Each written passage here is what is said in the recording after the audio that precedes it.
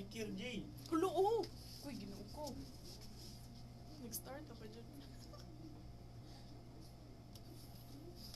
Kuya, pwede ano? Grabe.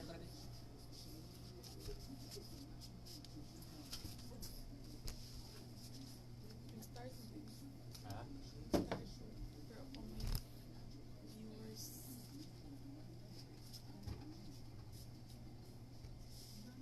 Sinyasi ko. Sinyasi yun. Tanungin mo ning sir na. Sinyas ako sir, yan yun. Go. Wala gingon. Ah, Korek ka dyan. Kung gusto nating sumigla at lumakas, dundin hanggang kumain. Abangan nyo! Paalala ng National Nutrition Council ng DOH.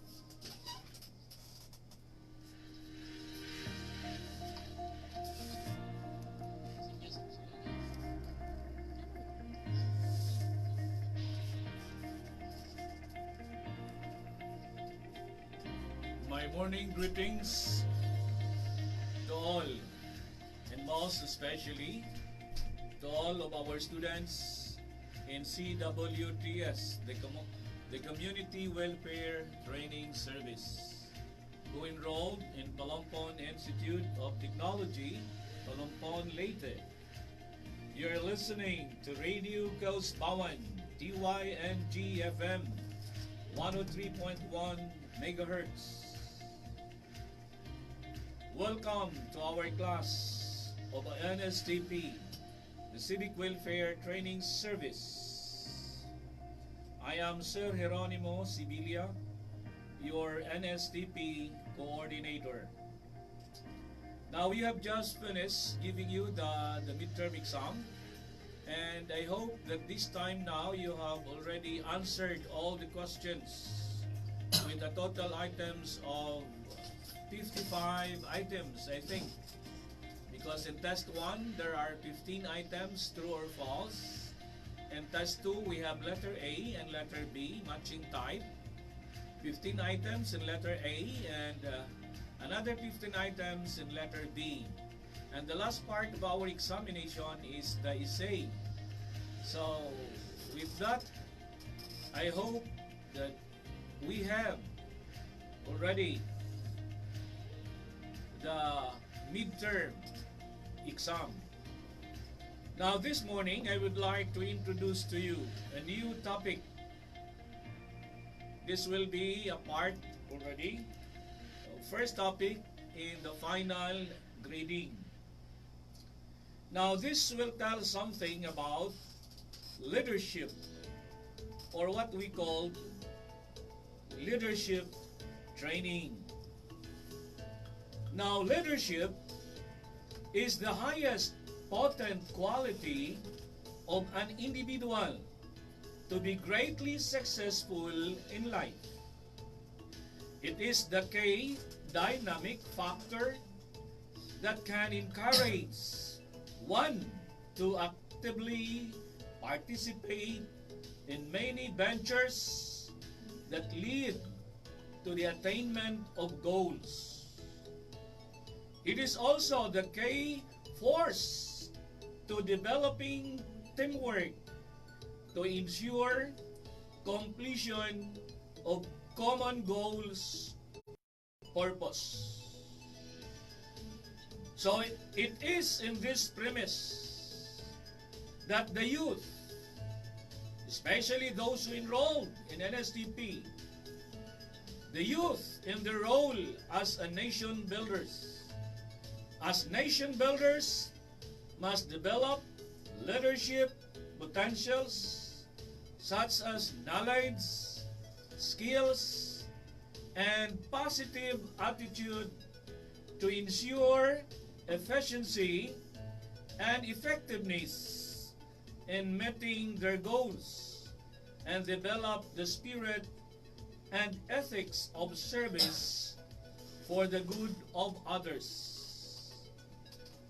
Hence, therefore, there is the need for training the youth to be servant leaders is very, very essential. Now, how do we define leadership? Leadership is defined as the art of influencing people to get the necessary support and cooperation in community affairs, to maintain solidarity among people. It is the ability to influence others towards desired goals. It also means doing the right thing. Another definition of leadership. I hope with this definition you will understand the definition of leadership. It is a process of giving control, guidance, headship, direction, and governance to a group or organization. It is a key dynamic factor that motivates and coordinates organizations to accomplish their objectives. Without being inspired by a leader, the whole organization or a department might drift along with no definite focus on key objectives such as trying to improve the workers' safety. Another definition of what leadership is. It is the art of influencing and directing others to do assigned tasks or goals in such a way as to attain them. There is obedience, respect, loyalty, and cooperation. Leadership can be exercised by anyone, irrespective of the framework of command. Also, it is the process of guiding and directing the behavior of the people in the work environment. So with this, we can say that leadership is the ability to inspire, to build confidence, and gain support among the people to attain organizational goals. So this is how we define the term leadership. How about a leader? What is a leader?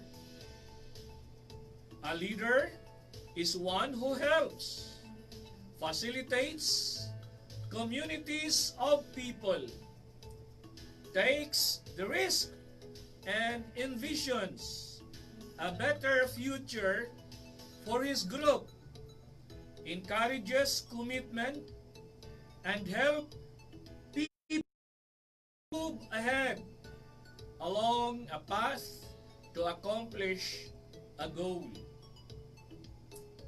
Leaders are necessary to make decisions, to direct community activities, and to speak for the community both in relation to its internal organization and its outside relationship.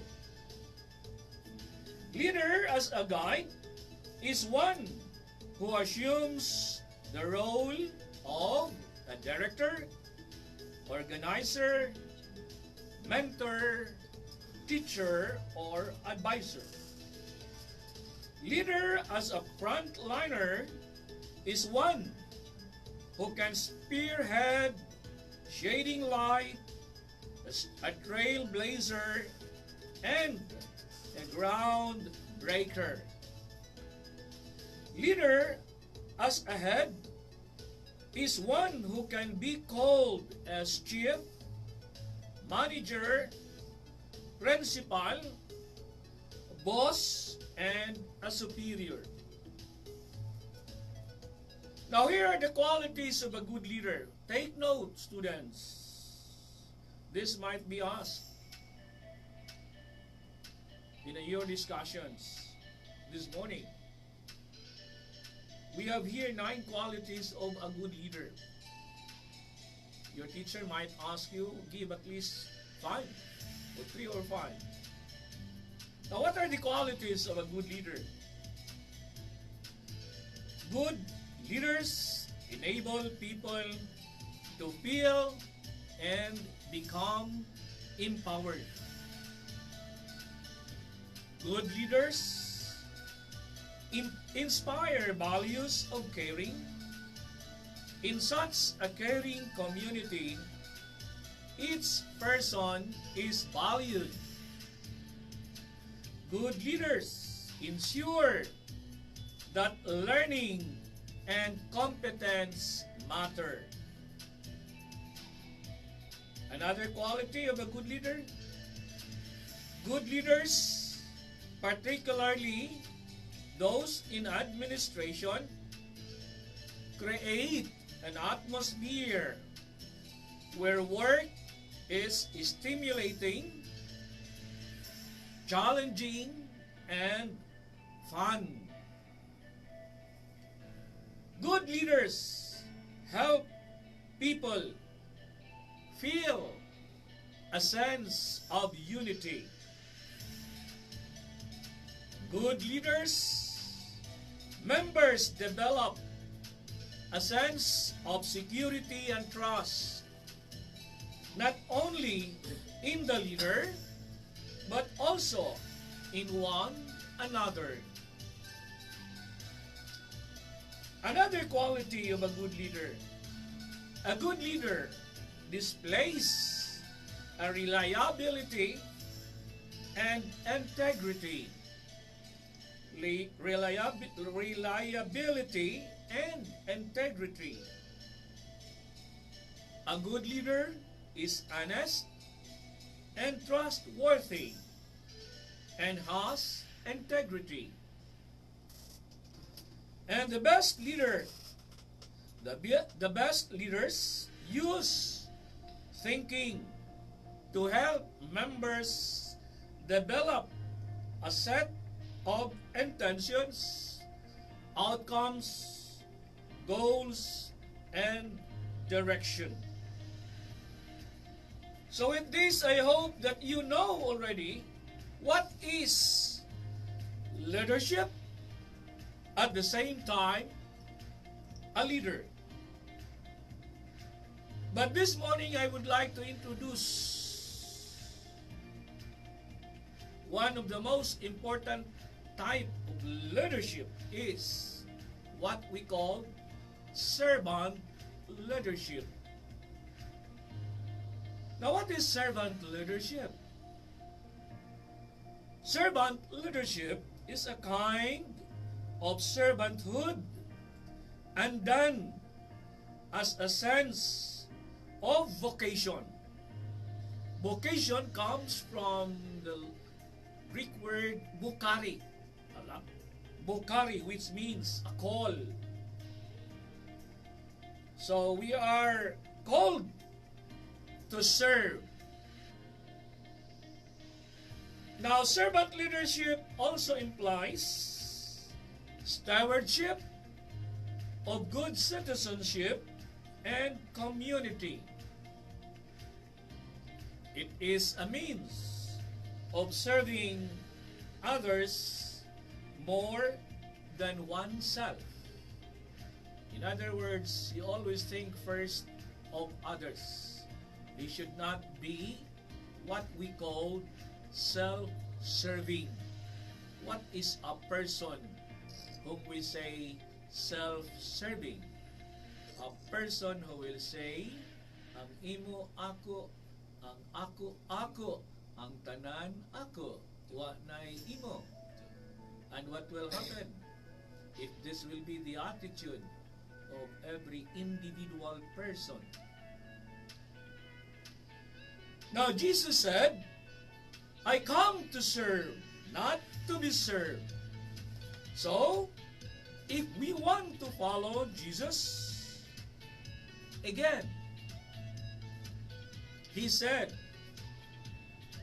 I come to serve, not to be served. Because we are made for service.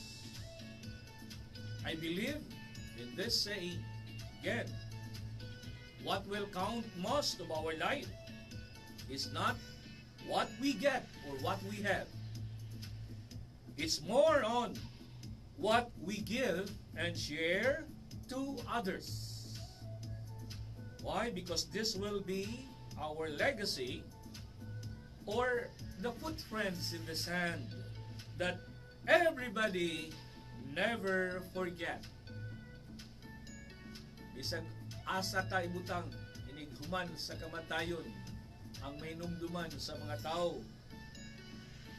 Unsay atong nabuhat niining kalibutana. Again, we only live once. I repeat, we only live once. But if we live it right, once is enough. Again, we only live once. But if we live it right, once is enough. Now here is the principles of servant leadership. According to Spears, the following are the principles underpinning servant leadership.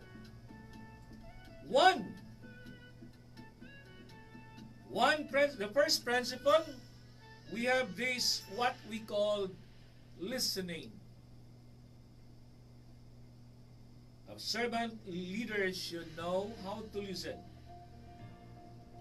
The servant leader seeks to identify the will of the group and helps clarify that will. He or she will seek to listen receptively to what is being said. I repeat, in listening, the servant leader seeks to identify the will of the group and helps clarify that will. He or she will seek to listen respectively to what is being said. Second principle of servant leadership, empathy. Empathy. The servant leader strives to understand and empathize with others.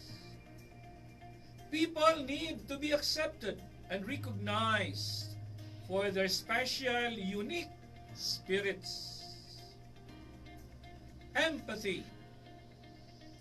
People need to be accepted and recognized for their special, unique spirits. Another principle of a servant leadership, healing. One of the greatest strengths of a servant leader is the potential of healing oneself and others, because many people have broken spirits and have suffered from a variety of emotional hurts. And I think this is what I have seen to our president, how he reconciled the conflict in leadership of the lower house between Cayetano and Velasco and Cayetano. The president gave a good example by having what we call healing. He called the attention of these two, and they have what we call the communication for what? Reconciliation. Reconciliation. Another principle of a servant leadership, awareness. Awareness. It aids one in understanding issues involving ethics and values, and view most situations from a more integrated and holistic position. Awareness. It aids one in understanding issues involving ethics and values, and view most situations from a more integrated and holistic position. Another principle of a servant leadership: persuasion. Persuasion.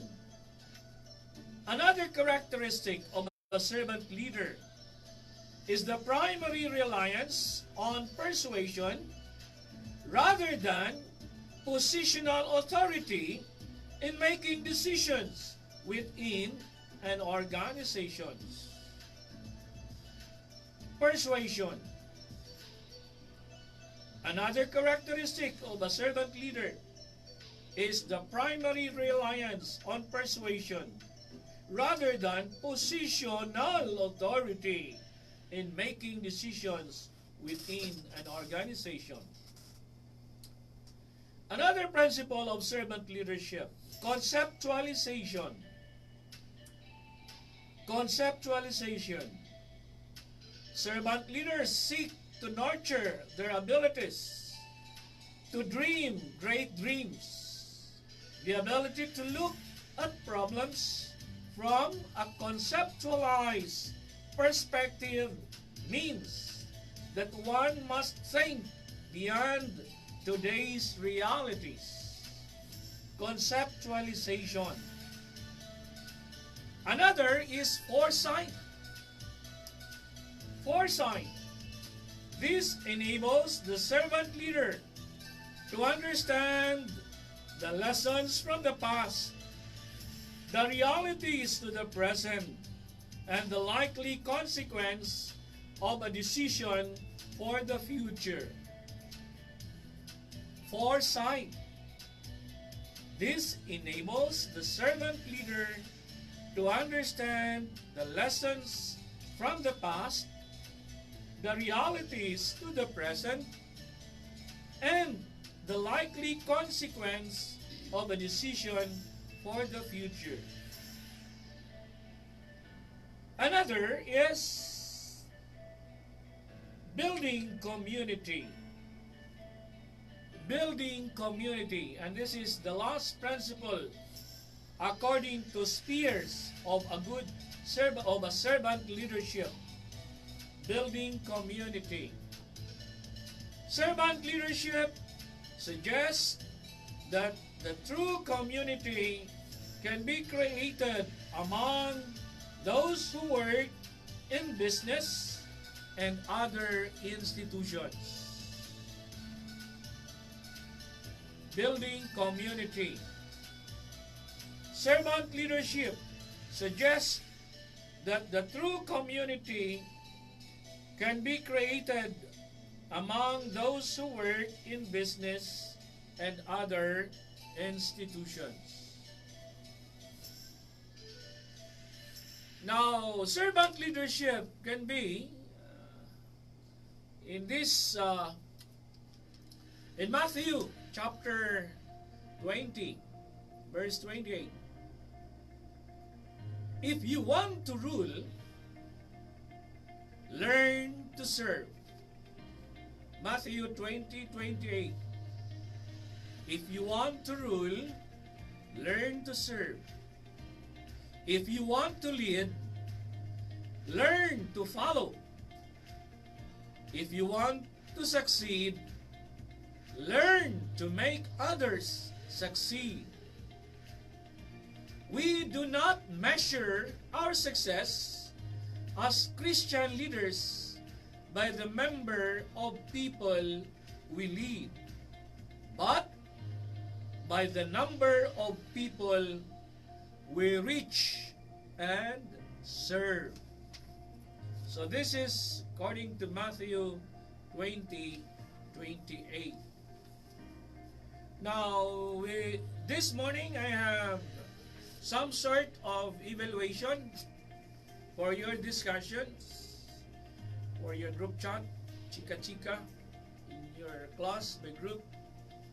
You may have, I have one question for they say, the importance of leadership. Develop this topic, the importance of leadership, and outline, introduction, body, and conclusion. Another evaluation. How are you going to differentiate between a political leader and a religious leader? This will be for your discussion this morning.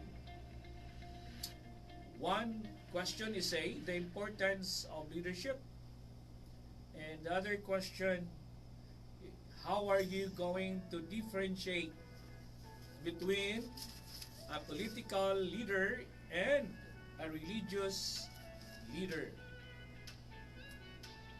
Now, I would like to read here the Beatitudes for leaders. Beatitudes for leaders according to George Catholic. Blessed is the leader who knows where he is going, why he is going, and how to go there. Blessed is the leader who knows discouragement, who presents no alibi. Blessed is the leader who leads for the good of the most concerned, and not for the personal gratification of his own ideas. Blessed is the leader who develops leader while leading. Blessed is the leader who has his head in the clouds, but his feet on the ground. Blessed is the leader who considers criticism and opposition as a call to improvement and challenge to prove his worth. Blessed is the leader who considers leadership an opportunity for service. Blessed is the leader who, in spite of being honest and sincere, experiences hardship, misunderstanding, and personal loss.